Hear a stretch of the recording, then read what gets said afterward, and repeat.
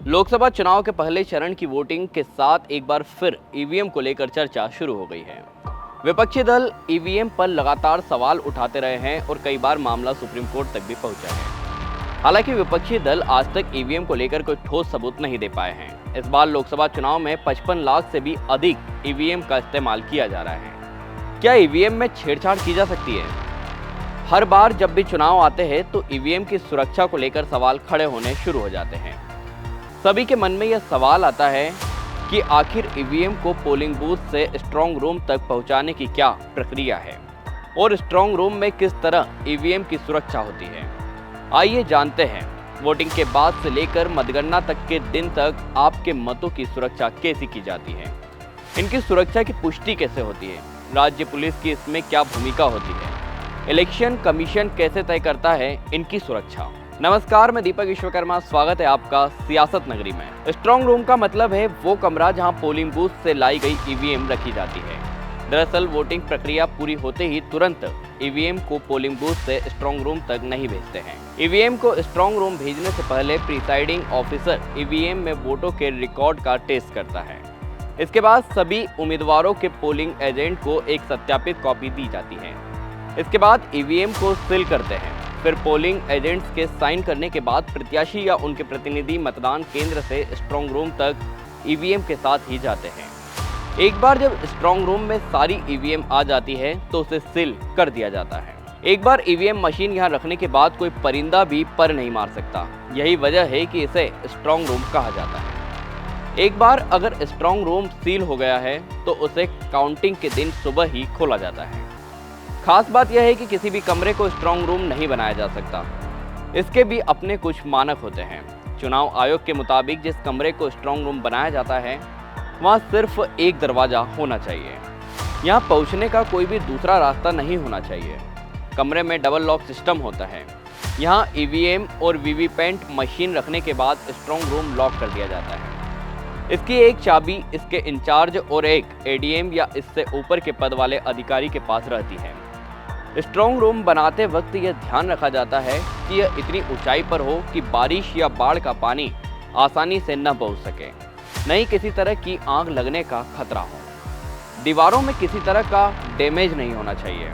Strong room की सुरक्षा के लिए 24 घंटे सीएपीएफ जवान तैनात रहते हैं। अगर जवानों की कमी होती है तो सरकार से मांग की जा सकती है। सिर्फ जवानों की तैनाती ही नहीं, स्ट्रांग रूम में सामने की तरफ एक कंट्रोल रूम भी बनाया जाता है जिससे उसकी सुरक्षा पर नजर रखी जा सके। इसकी सुरक्षा के लिए सीएपीएफ के जवानों के साथ राज्य पुलिस की भी ड्यूटी लगाई जाती है।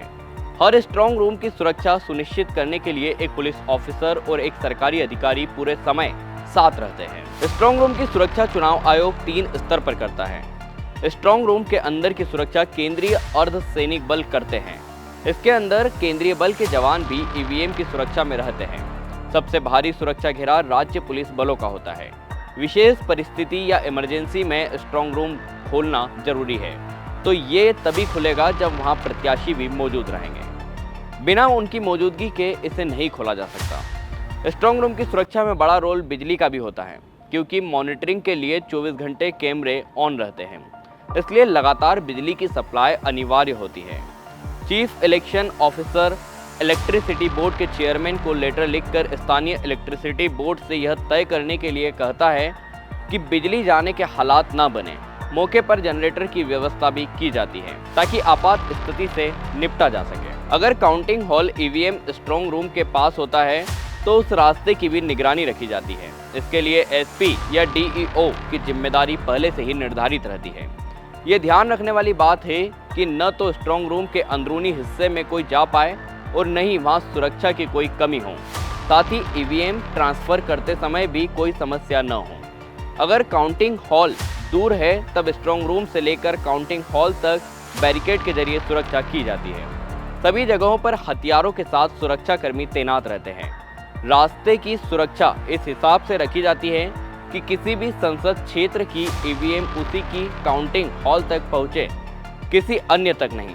काउंटिंग के दौरान सीसीटीवी कैमरा भी लगाया जाता है। ये ईवीएम स्ट्रांग रूम से काउंटिंग हॉल ले जाते समय भी लगाए जाते हैं। ताकि सुरक्षा में कोई कमी न रह जाए। अगर किसी कैंडिडेट को या पार्टी को ऐसा लगता है कि उसके किसी कार्यकर्ता को स्ट्रांग रूम के पास सुरक्षा के लिए रहना है, तो उसे पहले से लिखित में जानकारी देनी होगी।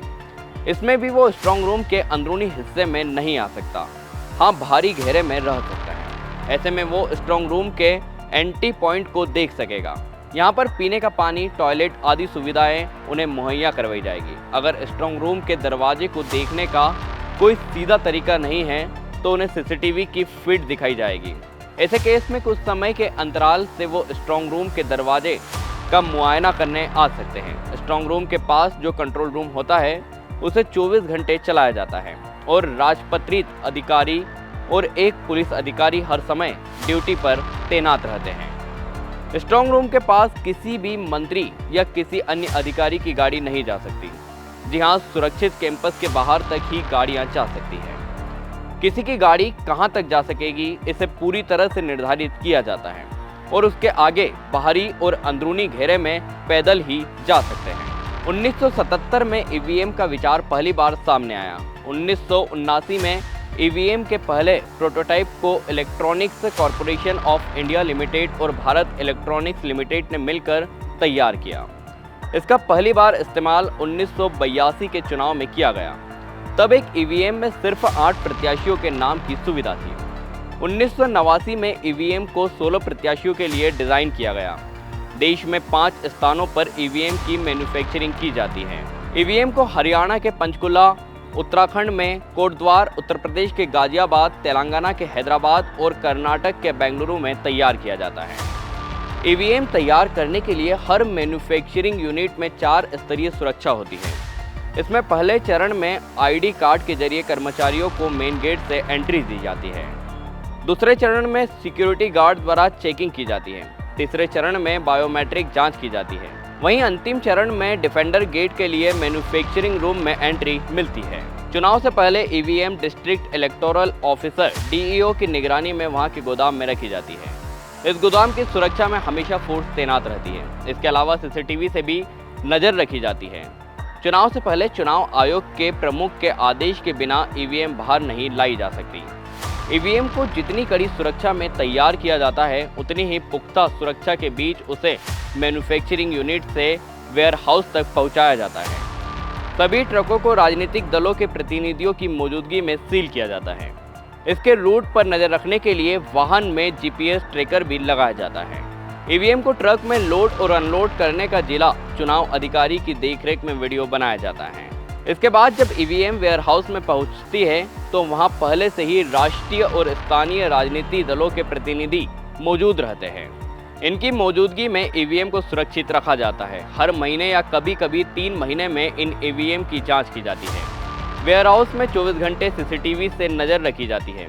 इसके अलावा यहाँ भारी संख्या में सुरक्षा कर्मी भी मौजूद रहते हैं। सभी वेयरहाउस और स्ट्रांग रूम में एंट्री और एग्जिट का एक ही रास्ता होता है। इसे हमेशा डबल लॉक से सीज किया जाता है। ईवीएम को स्ट्रांग रूम में रखने के बाद उस कमरे की लाइट काट दी जाती है। तो यह थी आज की हमारी ये खास रिपोर्ट। आपको कैसी लगी, अपने विचार हमसे जरूर साझा करें। वीडियो पसंद आए तो इसे लाइक, शेयर और चैनल को सब्सक्राइब करें। सियासत नगरी में सियासत से जुड़ी ऐसी खबरें हम आपके लिए और भी लाते रहेंगे। तब तक के लिए धन्यवाद।